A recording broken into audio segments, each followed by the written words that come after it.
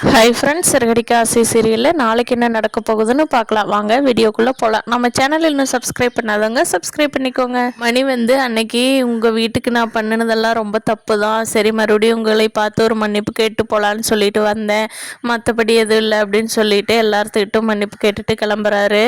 எல்லோரும் ஓகேன்னு சொல்லிட்டு இருக்கிறப்போ முத்துக்கு திடீர்னு ஒரு ஞாபகம் வந்துடுது. ஒருவேளை இவர் தான் பழைய பகை ஏதாவது மனசில் வச்சுக்கிட்டு நம்ம கார் ஒயரை கட் பண்ணியிருப்பாரோ அப்படின்னு கேட்டுட்டு, இருங்க ஒரு நிமிஷம், ஆமாம் நீங்கள் மனசாரத்தானே மன்னிப்பு கேட்டீங்க, இல்லை என் மேலே ஏதாவது பழைய பகைக்குது ஞாபகம் வச்சுருக்கீங்களா? என்ன தம்பி இப்படி கேட்குறீங்க?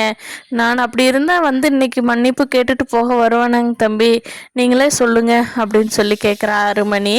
அதுக்கு முத்து சொல்கிறாங்க, இல்லை இந்த சம்பவத்துக்கு பின்னாடி தான் என்னோட காரில் யாரோ பிரேக்கோ எல்லாம் கட் பண்ணி விட்டுட்டாங்க. அதனால தான் நான் கேட்டேன். என்னை யாரோ கொலை பண்ண முயற்சி பண்ணாங்க. அதனால் நீங்கள் தான் ஏதாவது மனசில் வச்சுக்கிட்டு இப்படி பண்ணீங்களோன்னு தெரிஞ்சுக்கலான்னு கேட்டேன் அப்படின்னு முத்து கேட்குறாரு. தம்பி, நான் அந்த வேலைக்கெல்லாம் என்றைக்கும் போக மாட்டேன் தம்பி. கண்டிப்பாக இது வேற யாரோ செஞ்சுருக்காங்க. நீங்கள் யாருன்னு பார்த்து பிடிச்சிருங்க தம்பி அப்படின்னு சொல்லிட்டு அவர் கிளம்பி போயிடுறாரு.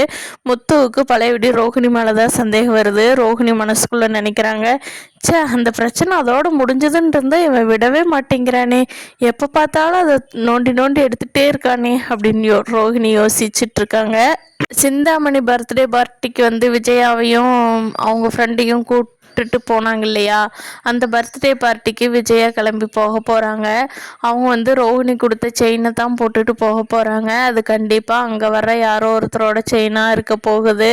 மறுபடியும் எல்லா போலீஸை கூப்பிட்டு எல்லாரும் விசாரித்து பார்க்கும்போது கடைசியில் அது ரோஹிணியை சிக்க வச்சிரு விஜயா கிட்ட. திருப்பியும் ரோஹிணி விஜயா கிட்ட கெட்ட பேர் தான் வாங்க போகிறாங்க. அவங்க கண்டிப்பாக நல்ல காரியம் எதுவும் பண்ணல, அதனால் விஜயாட்ட கெட்ட பேர் வாங்குறதுலேயும் தப்பில்லை.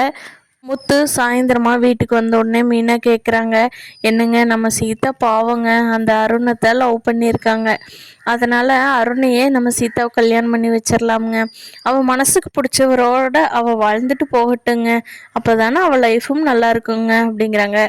முத்து, ஏய் கம்முன்ற மீனா, நீ உனக்கு என்ன தெரியும், அவன் எவ்வளோ பெரிய கெட்டவன் தெரியுமா? நாளைக்கு மனசுக்குள்ளே வச்சுக்கிட்டு சீதாவை பழி வாங்கினான்னா நம்ம என்ன பண்ண முடியும்? கொஞ்சம் யோசிச்சு பாரு மீனா. கல்யாணம்ங்கிறது ஒரு நாளில் முடிஞ்சு போகிறதில்ல. என்ன நினச்சிட்டு நீ கலங்கத்துக்கும் வச்சு இருக்க வேண்டாமா? எனக்கு அவனை பார்த்தா நல்லவனாகவே தோணல மீனா. சப்போஸ் ஒருவேளை அவன் எனக்கு ஃப்யூச்சரில் நல்லவன் தோணுன்னா அப்போ நான் சீதாவுக்கு சஜஸ்ட் பண்ணுறேன். ஆனால் அதுக்குள்ளே சீதாவுக்கு வயசாயிரும், அதனால நான் மாப்பிள்ளை பார்க்குற வேலையை ஆரம்பிச்சிட்டேன் அப்படின்னு சொல்லி மீனாவோட வாயடைச்சிட்றாங்க முத்து. மீனாவுக்கு ரொம்ப கவலையாக இருக்குது. பார்க்கலாம் ஃப்ரெண்ட்ஸ், இனி வர போகிற எபிசோட்ஸ் எப்படி சுவாரஸ்யமாக போகுதுன்னு. இந்த வீடியோ பிடிச்சிருந்தா லைக் பண்ணிக்கோங்க. தேங்க்யூ.